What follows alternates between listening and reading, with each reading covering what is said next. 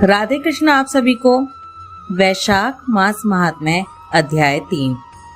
राजा अम्बरीश ने कहा, हे मुने, जिसके चिंतन मात्र से पाप राशि का लय हो जाता है, उस पाप प्रशमन नामक स्तोत्र को मैं भी सुनना चाहता हूँ।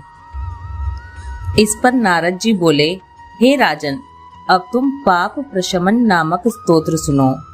ये स्तोत्र मुनि शर्मा ने 5 प्रेतों को सुनाया था और इसे सुनने मात्र से उनका उद्धार हुआ था। इसका भक्ति पूर्वक श्रवण करके भी मनुष्य पाप राशि से मुक्त हो जाता है। इसके चिंतन मात्र से बहुतेरे पापी शुद्ध हो चुके हैं। इसके सिवा और भी बहुत से मनुष्य इस स्तोत्र का सहारा लेकर अज्ञान जनित पाप से मुक्त हो गए हैं। अब मनुष्यों का चित्त पराई स्त्री, पराय धन तथा जीव हिंसा आदि की ओर जाए तो इस प्रायश्चित रूपा स्तुति की शरण लेनी चाहिए। ये स्तुति इस प्रकार है।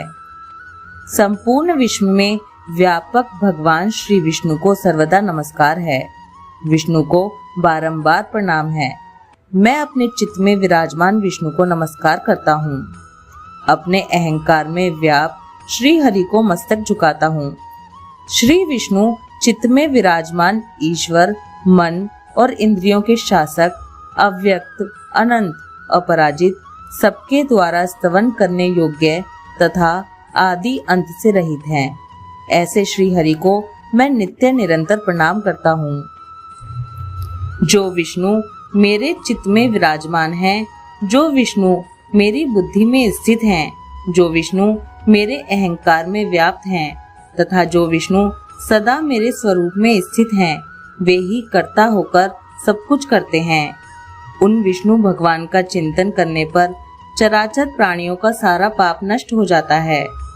जो ध्यान करने और स्वप्न में दिख जाने पर भी पापियों के पाप हर लेते हैं तथा चरणों में पड़े हुए शरणागत भक्त जिन्हें अत्यंत प्रिय हैं, उन वामन रूपधारी भगवान श्री विष्णु को नमस्कार करता हूँ।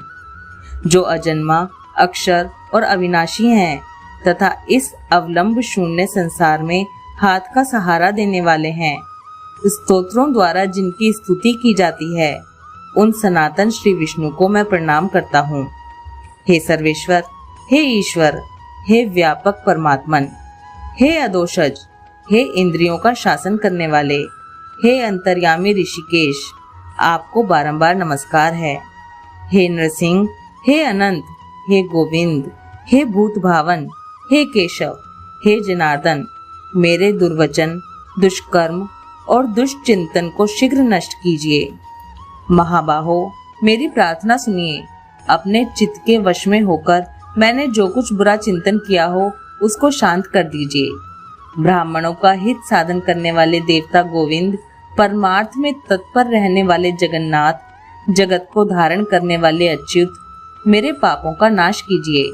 मैंने पूर्वाह्न, सायाह्न, मध्याह्न तथा रात्रि के समय शरीर, मन और वाणी के द्वारा जानकर या अनजाने में जो कुछ पाप किया हो, वह सब ऋषिकेश, पुंडरीकाक्ष और माधव, इन 3 नामों के उच्चारण से नष्ट हो जाए। ऋषिकेश, आपके नाम उच्चारण से मेरा शारीरिक पाप नष्ट हो जाए।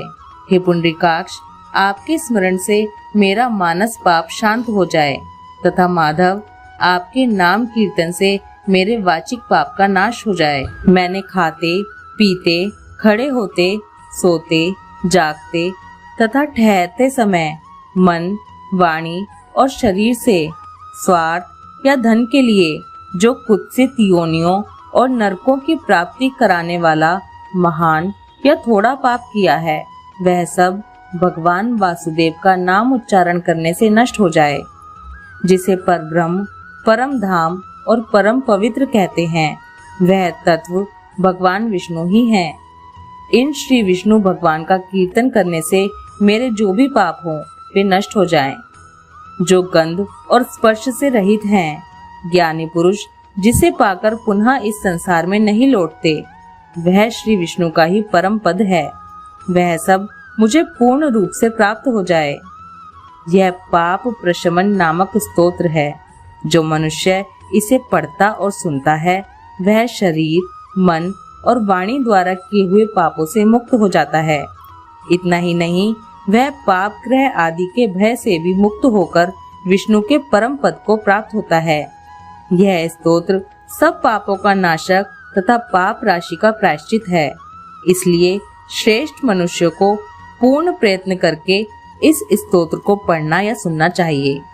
हे राजन, इस स्तोत्र के सुनने से पूर्व जन्म तथा इस जन्म के सभी किए हुए पाप तत्काल नष्ट हो जाते हैं। यह स्तोत्र पाप रूपी वृक्ष के लिए कुठार और पाप में ईंधन के लिए दावानल है।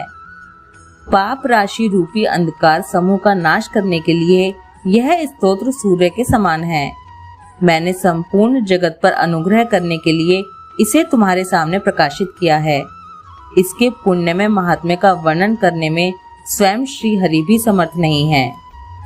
वैशाख मास महात्म्य अध्याय 3 समाप्त। आज का ये जो अध्याय है, इसमें जो पाप प्रशमन स्तोत्र सुनाया गया है, इसे वैशाख मास में हर रोज सुनना चाहिए।